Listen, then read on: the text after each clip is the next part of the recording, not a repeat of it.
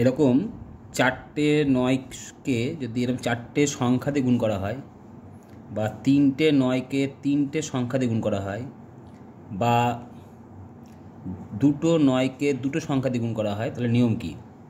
তাহলে নিয়ম হচ্ছে প্রথমে 1 বিয়োগ করবে। তাহলে কত হয়? 5833।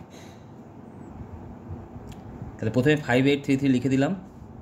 তারপরে এই 9 থেকে 5 বিয়োগ করবে, 4 হয়। 9 থেকে 8 বিয়োগ করলে 1 হয়। 9 থেকে 3 বিয়োগ করলে 6 হয়। আর 9 থেকে আবার 3 বিয়োগ করলে 6 হয়। এটা অ্যান্সার।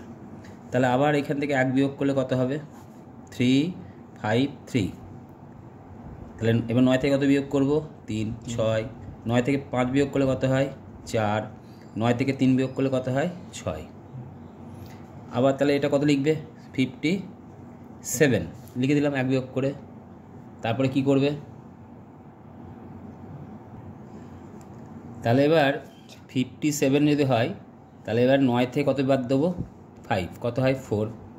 আবার 9 থেকে 7 বাদ দেবো, কত হয়? 2। একমাত্র এটা 9-এর ক্ষেত্রে প্রযোজ্য, এবং যতগুলো 9 থাকবে ততগুলো যেন সংখ্যা থাকে, তাছাড়া কিন্তু প্রযোজ্য হবে না।